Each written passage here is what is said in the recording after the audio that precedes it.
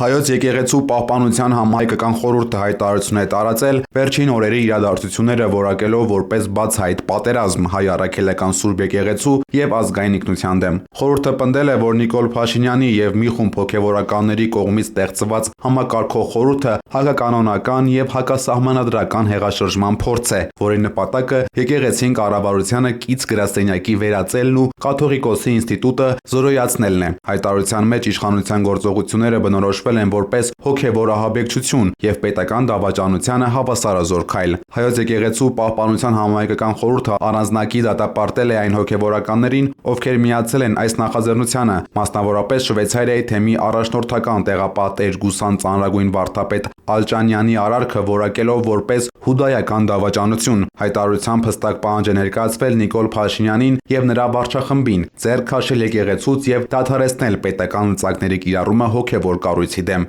Խորհուրդը նաև սթափության կոչ է արել հոգևորականներին դուրս գալ ինքնահռչակ խմբակից, իսկ հայ ժողովրդին հորդորել է ոտքի կանգնել թույլ չտալու հավատքի տաճարի պղծումը։